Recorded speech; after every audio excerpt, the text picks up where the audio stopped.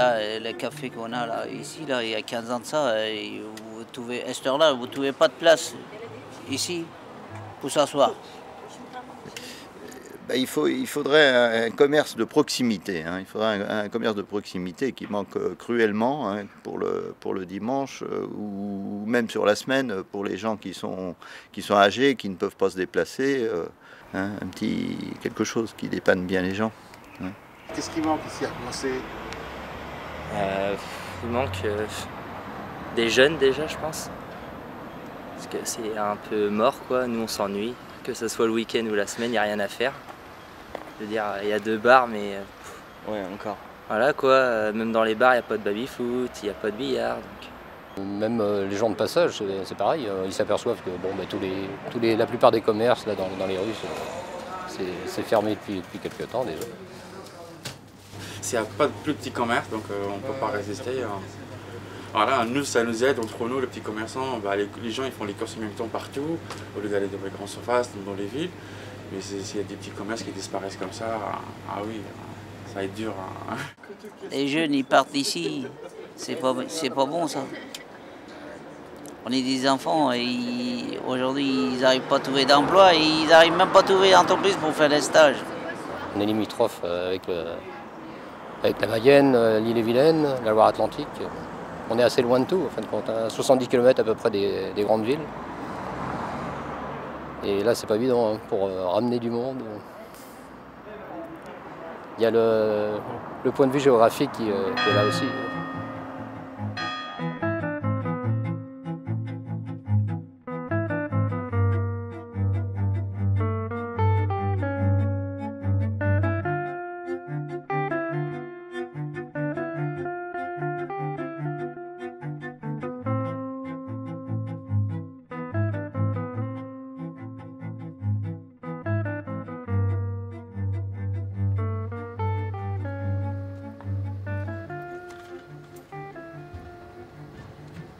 Ça date de l'automne 2013 où là j'ai interrogé le directeur du service habitat du conseil départemental.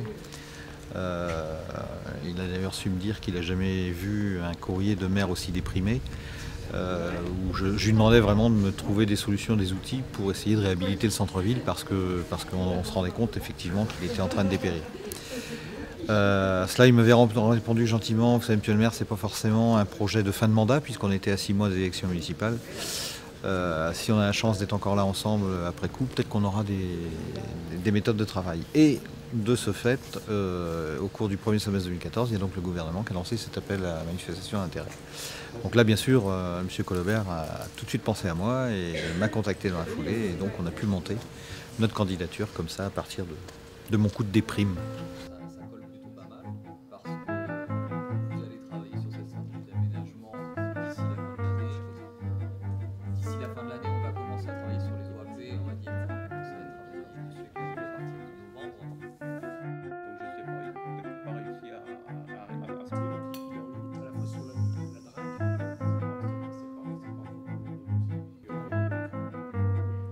Pour nous, c'est effectivement un accélérateur. Ça donne aux collectivités des moyens pour engager des réflexions globales, alors sur une période courte, mais bon, on va essayer d'être efficace pour réussir à tenir dans les délais. Mais le but, c'est vraiment une réflexion globale, ce qu'on fait rarement. Nous, on fait beaucoup d'études de ce type-là, simplement sur l'habitat. Et là, pour une fois, on prend tout en compte. Et les réponses peuvent être que meilleures, plus adaptées au territoire. Si on veut lui redonner son aspect d'origine, il y a un gros travail. On est dans une ville où les modes de restauration scientifiques que nous essayons de développer sur les monuments n'ont pas été repris pour l'habitat traditionnel. Et donc, il y a peut-être eu aussi des générations d'entrepreneurs qui ont utilisé des méthodes qui étaient peu favorables à la bonne conservation de ces bâtiments. Et donc, il y aura beaucoup de travail. Il y aura beaucoup de travail sur les matériaux, mais il n'y a pas beaucoup de travail sur l'architecture. On a aussi quelquefois dans d'autres endroits des modifications architecturales pour lesquelles il est encore plus difficile de revenir en arrière. Là, s'il faut refaire quelques enduits, remettre quelques pierres, c'est pas ce qui est le plus compliqué. Ici, on a été assez respectueux voilà, de ces formes traditionnelles de l'architecture. Par contre, effectivement, au niveau des matériaux, là, il y a beaucoup à redire. Sur les espaces publics, j'ai une agréable surprise parce que compte tenu de la baisse de la démographie, de la chute aussi de boutiques, de commerces de proximité, etc., des logements vacants en centre-bourg, je m'attendais à un espace public dégradé. Donc non, l'espace public, c'est la bonne surprise de la journée. Sur le bâti, on a du bâti qui est très dénaturé, mais bon, notre objectif, c'est d'identifier clairement les bâtiments qui présentent un intérêt patrimonial, les bâtiments qui présentent un intérêt en termes d'enjeux de mutation, de logement, d'habitat, etc. Et puis de proposer des projets qui restent en adéquation avec les moyens des gens, avec la qualité de vie recherchée aussi. Il y aura plusieurs réunions de concertation, bien entendu. On va même mettre en place une maison de projet où là la population pourra venir s'informer sur l'état d'avancement du projet. Enfin, toutes les questions qui pourront se poser. On aura notre chargé de mission, M. Trévin, qui sera à leur disposition pour pouvoir répondre à toutes leurs questions. Donc ils ont quelques notions d'information qui ont déjà été lancées par la presse, par les comptes rendus de conseil municipal. Mais oui, ce soir, une réunion comme ce soir, c'est très important. On travaille aussi fortement, c'est de pouvoir s'appuyer sur les habitants, les commerçants, les acteurs locaux, tous les usagers du territoire, parce que si on a une expertise politique et technique du territoire, il y a une chose qu'on n'a pas forcément, c'est une maîtrise d'usage et une pratique au quotidien. Et ça, le projet il aura vraiment une valeur et les actions seront d'autant plus pertinentes que si on s'appuie sur l'expertise de chacun. Donc c'est un travail de compromis, ça c'est un travail de petits pas, mais en même temps on a un calendrier un peu pressé. Donc ça tombe bien, je parle vite. Je crois qu'on s'est, au travers de la participation, on s'aperçoit qu'un certain nombre de gens sont quand même venus se renseigner, se documenter.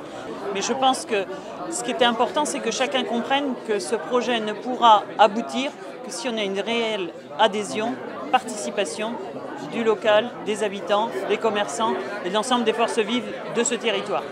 Et ça se comprend que les gens ils parlent du passé parce qu'on a connu des années vraiment en développement. Mais bon, ça y est, c'est fini. Ça y est, il faut enterrer cette espèce de nostalgie qui devient négative, même si c'est normal que les gens en parlent. Mais même en parlant, je pense qu'on arrive à des personnes qui ont répondu, que les gens puissent aussi mentalement un petit peu commencer à changer d'idée.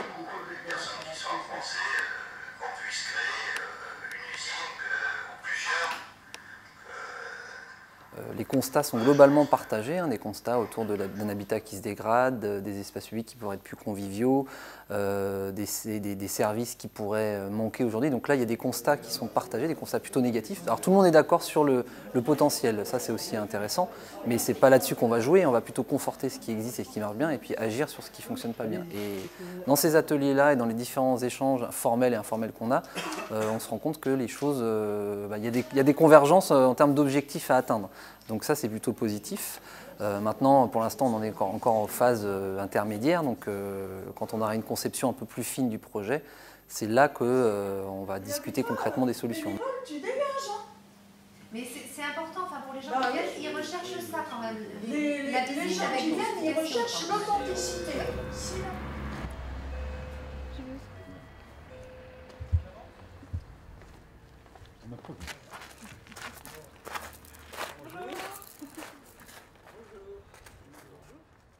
J'ai bien apprécié qu'on puisse discuter pendant un peu plus d'une heure avec l'équipe chargée du projet. Et on ne fera rien pour changer les choses sans recueillir l'avis, les idées, les suggestions de la population. Et donc il faut vraiment des démarches participatives. Alors je sais qu'il y a l'atelier urbain permanent qui a cet objectif-là, parce que les points C1 et puis les gens en général ont des idées, ils sont attachés à leur commune et plus on les consultera, plus on se donnera des chances de réussir. On interroge aussi les propriétaires de logements vacants pour savoir pourquoi leur logement est vacant, est-ce qu'ils veulent le remettre sur le marché, est-ce qu'ils veulent le vendre, donc avoir une idée quand même de la population et des intentions des propriétaires sur le cœur de ville. C'est ça l'intérêt des enquêtes. Sur le locatif, vous en avez alloué? On manque beaucoup de locatifs. Il vous en manquait? Énormément. Ah oui. On n'a pas toujours ce qui convient en bien immobilier actuellement. Parce que ça fait trop de frais, les gens voient avant les frais, tout ce qu'ils doivent investir avant de voir leur investissement leur apporter, quoi. Ça les bloque, certainement. Oui, alors des freins, il y en a. On a du bâti parfois exigu, en mauvais état, donc on comprend que les gens ne veulent pas habiter dans ce bâti-là. Alors après, ça va être les constats. Le but, c'est de trouver des solutions. Donc on a des idées sur les outils qu'on pourrait mobiliser pour remettre en état le cœur de ville de Poincé et faire en sorte que ça attire une nouvelle population, que les gens actuels puissent y rester et qu'une population nouvelle puisse venir s'installer. Donc ça, c'est tout l'objet de l'étude sur la partie habitat. C'est un travail long parce qu'on fait vraiment façade par façade, sur tout le périmètre identifié du centre-ville. On fera une donnée après cartographique sur les relevés qui pourront permettre à la collectivité de repérer les immeubles prioritaires où il pourrait y avoir une intervention éventuellement dans le cadre du renouvellement urbain.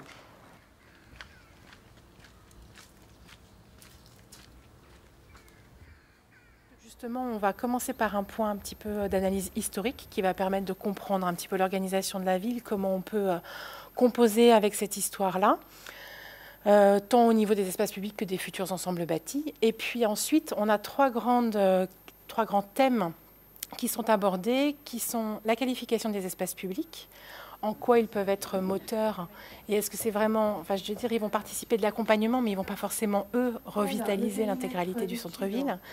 Le cœur et le nœud de l'histoire, c'est bien le positionnement des commerces et des équipements, et puis la revitalisation d'un îlot, et notamment l'îlot de la Porte-Angevine. Donc après, les outils que nous, on met en place, c'est une très bonne connaissance de terrain, l'analyse du plan topo, puisqu'on a une grosse problématique d'accessibilité, de pente, d'étroitesse de certaines rues qu'il faut prendre en compte et intégrer. Et puis le dernier outil, c'est la réflexion. Donc c'est vraiment ça qui, voilà, essayer de penser à toutes les options possibles et puis de voir comment on peut les concrétiser. Après, on formalise ça sous informatique, mais c'est que du rendu, quoi. C'est la forme, c'est pas le fond. À être vraiment dans l'interaction avec vous pour que le produit final vous convienne. Oui, il y a quelques pistes intéressantes. Je trouve que c'est toujours intéressant d'avoir un œil extérieur. Il est question pour l'instant du pôle santé. Je trouve ça intéressant, le centre là. À réfléchir. On a l'impression qu'on va avoir un centre-ville qui va être complètement bouleversé. Enfin, complètement bouleversé. Surtout, je dirais, des services structurants que l'on attend sur le territoire, qu'on commence déjà à positionner. Donc, et on a envie que ça démarre très très vite.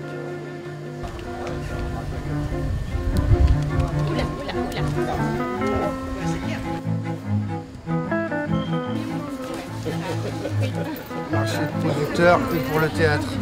Ça y est. Merci beaucoup. Voilà. Et donc spectacle de rue toujours pareil, hein, ouais. Oui, spectacle de rue, concert au mois de novembre, on avait le festival Graines de Curieux, bon, qui malheureusement n'existe plus, mais on a eu toujours beaucoup d'activités d'animation culturelle. On a l'espace Lego, enfin voilà, on a vraiment beaucoup de choses culturellement. Je pense qu'on est équipé, on a ce qu'il faut. Maintenant, il faut aider à développer, quoi. Je trouve qu'en milieu rural, en fait, il y a tout à imaginer, il y a tout à inventer, il y a tout à construire et les possibilités sont infinies. Donc c'est ça qui me plaît vraiment dans le travail en milieu rural. De toute façon, plus il y aura de spectacles, d'animations, que ce soit culturel ou autre, ça nous apportera forcément du dynamisme pour la ville, hein. Il y avait eu un travail avec les commerçants qui était très important quand il y avait Graines de Curieux au début. Parce qu'on avait un animateur général, il s'appelait Jean-Claude Roger, qui mettait les commerçants en route et c'était une révolution à penser. Mais aujourd'hui, je crois qu'on a peur du désordre, du petit désordre que font les comédiens, que font les cultureux. Il ne faut pas avoir peur du désordre. Et quelquefois, à penser, on a peur du désordre. C'est-à-dire qu'il y a des affiches partout, qu'il y a un bazar partout. C'est ça la vie. La vie, elle n'est pas dans l'ordre. L'ordre, c'est la mort. On met d'un côté le cimetière, de l'autre, Super U, où on grandit un peu tout le monde autour. Ici, au milieu, qu'est-ce qu'on va y faire pour avoir de la joie ensemble? Ou de la peine ensemble? Comment on croise ces choses entre nous, ce qui appelle l'humanité? C'est un super projet, parce que de monter ce dossier et d'être reçu, que voulez-vous, on peut être que positif, hein, puisque là, c'est très bien. Dommage que c'est pas venu un petit peu avant et puis qu'on aurait pu anticiper. Parce que déjà, en étant solidaire, on aurait peut-être pu anticiper. Voilà. Il faut être la main dans la main, je veux dire. Plus il y a de commerce, plus il y a d'ambiance. Et voilà, c'est quand il n'y a plus de commerce dans une ville, eh bien la ville se meurt. Hein. Poincé n'est pas un cas unique. Hein. Si l'État a lancé cet appel à manifestation d'intérêt, si déjà on a pu voir plus de 300 communes qui répondaient à cet appel à manifestation, c'est qu'effectivement c'est un mal bien connu dans les communes vraisemblablement rurales comme les nôtres. Qu'est-ce qui l'a provoqué? Moi je pense que c'est le nouveau mode commercial. On a fait des boîtes en carton, des boîtes cubiques aux périphéries des agglomérations, quelles qu'elles soient, même les nôtres, petites agglomérations comme nous. Donc on a complètement vidé nos centres-villes des commerces et ça a participé fortement à la dévitalisation et à l'abandon de certains immeubles qui, pour beaucoup, avaient des commerces en rez-de-chaussée et le logement du commerçant à l'étage. Donc ils se sont retrouvés sans occupation pendant quelques années. L'intérêt, c'est qu'est-ce que je fais avec mon voisin, ma voisine, les gens d'ici. C'est pas une malchance d'être loin des grandes villes, c'est une chance. Avec Internet, aujourd'hui, on est reliés à l'autre bout du monde. Donc on a de quoi vivre et de se marrer ensemble. Et puis de s'accompagner quand la vie est plus difficile, pour les plus pauvres, pour les moments difficiles, les coups durs dans la vie, etc. Voilà, on peut vraiment, si on se croise, la vie devient supportable. Les 3 jours qui ont fait basculer la France, Fabrice Drouel recevra pour l'instant, les visites qu'on a faites ce matin nous ont permis de comprendre, c'est comment les bâtiments sont imbriqués les uns avec les autres. Parce qu'en réalité, on voit que dans le cadastre, on a des parcelles qui sont à peu près alignées, en lanière, comme on dit, les unes parallèles par rapport aux autres.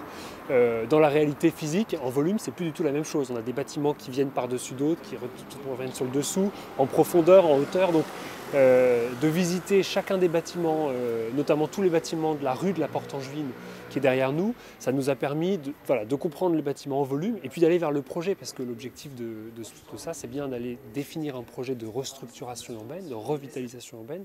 Alors comme on est sur un projet de renouvellement, le renouvellement, ça veut dire partir de l'existant et puis transformer l'existant pour aller sur le projet futur, sur demain, sur la ville de demain. Donc là, on a un îlot qui est un îlot médiéval, qui était un ancien rempart, par-dessus lequel on a construit des bâtiments au 18e et au 19e. Et puis au 20e, on y a mis de l'activité. Il y avait des activités dans le cœur d'îlot, des activités industrielles. Et les activités industrielles ont disparu.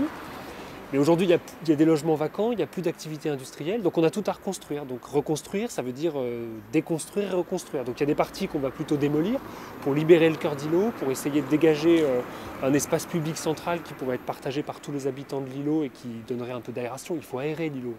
Bon. Vous avez le carrelage des pas? Oui, là on va faire quelque chose. Alors, ce qui est important, c'est vrai que c'est le conseil aussi, parce que là, on s'est rendu compte que un bâtiment qui est quand même du 18e, et du coup, on ne faut pas faire n'importe quoi, n'importe comment. De l'autre côté, on a une structure qui est beaucoup plus récente, qui est plutôt des années 65-70, donc rien à voir. Mais le but pour nous, c'est de pouvoir, au niveau du conseil, comment est-ce qu'on peut arriver à avoir un ensemble de bâtiments qui soit cohérent par rapport au centre-bourg, et puis comment est-ce que sur la partie qui est plus récente, on peut essayer de faire quelque chose qui soit plus agréable visuellement dans l'intégration du site, quoi. Donc voilà. On a plein d'angles d'attaque, c'est-à-dire un habitat lumineux, ça c'est très important, un habitat avec peu de problèmes thermiques, c'est-à-dire des habitats bien isolés ou en tout cas qui fonctionnent bien, qui ont une aération naturelle intéressante, parce qu'on est plutôt sur de l'ancien, donc ça va être du naturel. Et puis des habitations aussi qui ont du charme et du caractère. On a beaucoup parlé de ça ce matin, le charme et le caractère. C'est-à-dire qu'aujourd'hui, quand on est un jeune ménage primo-accédant et qu'on veut venir s'installer dans un centre-ville, il faut qu'il y ait des arguments pour acheter en centre-ville, parce que pour louer, si on vient s'installer et que finalement la qualité du logement qu'on nous propose, elle est identique à celle qu'on peut trouver dans les logements neufs, bon, on va plutôt aller tendance à aller dans le neuf parce qu'on se dit que c'est de meilleure qualité. Donc, moi, je ne pense pas que le neuf soit de meilleure qualité que l'ancien, mais ça n'est qu'un point de vue personnel. Je pense qu'au contraire, l'ancien a cela de mieux que le neuf, qui propose du charme, du caractère.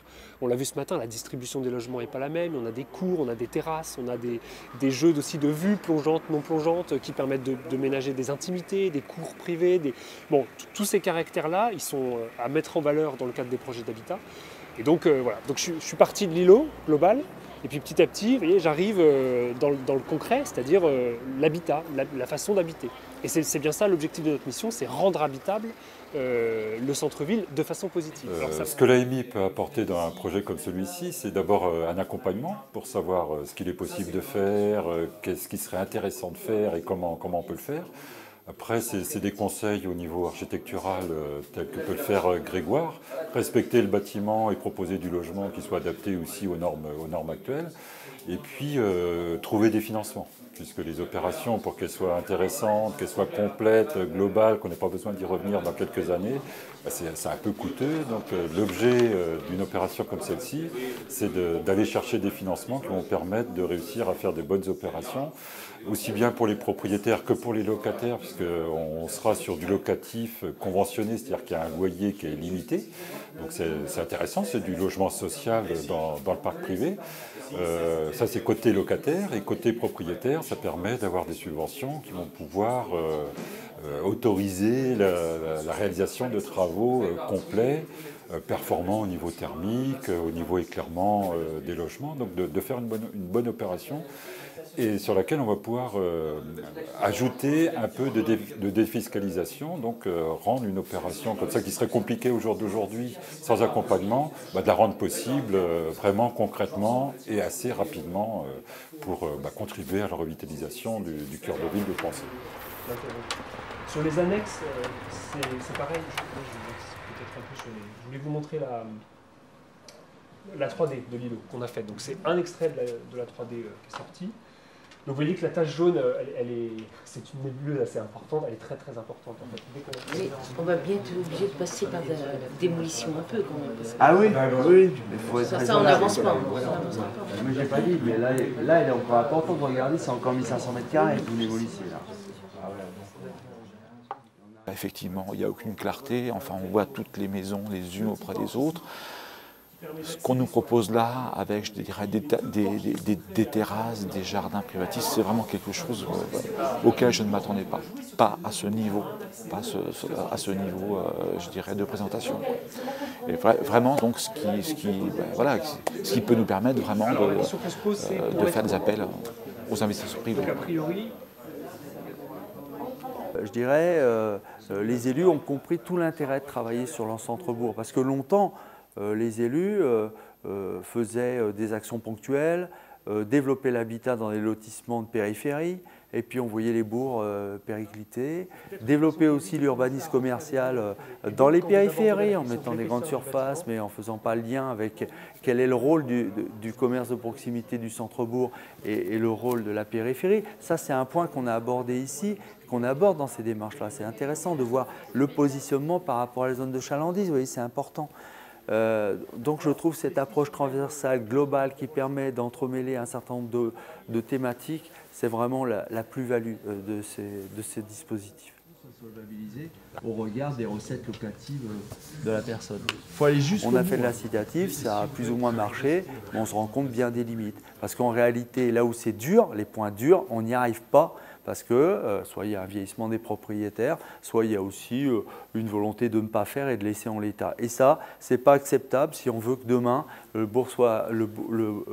centre-ville, le centre-bourg de Pensée, par exemple, puisque nous sommes à Pensée aujourd'hui, soit attractif. Ce n'est pas acceptable, ce n'est pas comme ça qu'on pourra vraiment revitaliser le centre-ville. Il faut que ce soit nous, élus, qui déjà nous positionnons. C'est vrai, ce n'est pas facile. C'est vrai que parfois il y a des incompréhensions. C'est vrai que nos objectifs sont parfois mal compris, ou en tout cas déformés parfois, mais c'est à nous de revenir à chaque instant, redire tout l'intérêt qu'il y a dans ces démarches-là. Même au niveau des élus, hein, on a parfois, il est nécessaire de redire que la démarche, elle est globale. Que nous nous positionnons en communauté de communes sur un territoire plus global des 14 communes, que Pensée et la locomotive qui va tirer ce territoire, et c'est vraiment dans l'intérêt de tous. Et je vous dis, il y a eu des évolutions, je crois qu'on a encore des messages à faire passer, mais néanmoins, on voit aujourd'hui des personnes que l'on rencontre, des commerçants que l'on rencontre, qui sont quelque part un peu fiers d'avoir été reconnus. Et je crois que quand chacun aura compris qu'il doit être fier de son territoire, il s'y investira mieux. Voilà. J'espère que les habitants vont prendre conscience du travail qui a été réalisé, que les propriétaires vont se sentir réellement concernés et réagir derrière cela pour saisir l'opportunité qu'il leur est offerte. Et puis derrière cela, nous, on a un devoir maintenant de mettre tout en route pour que les premiers travaux se réalisent. On voit bien, hein, on a commencé, ça fait un petit peu plus d'1 an, à travailler sur le sujet. La population n'imagine pas le travail que ça représente, le nombre de réunions, de comités de pilotage, comités techniques qui ont été réalisés. Et sont dans l'impatience aujourd'hui, mais il est abandonné votre projet, monsieur le maire? Mais pas du tout, on y travaille et on va venir vous apporter des résultats concrets très rapidement. Là. On va pouvoir aller rentrer vraiment dans l'opérationnel maintenant. Donc on va arriver là, la phase où on est, à recruter un opérateur pour le suivi, l'animation de l'habitat sur l'opération programmée. Et puis maintenant, on va recruter un bureau de maîtrise d'œuvre pour commencer vraiment les travaux sur les aménagements des espaces publics. Donc voilà, je pense que d'ici 2-3 mois, on devrait avoir toutes ces équipes-là en place à pouvoir travailler.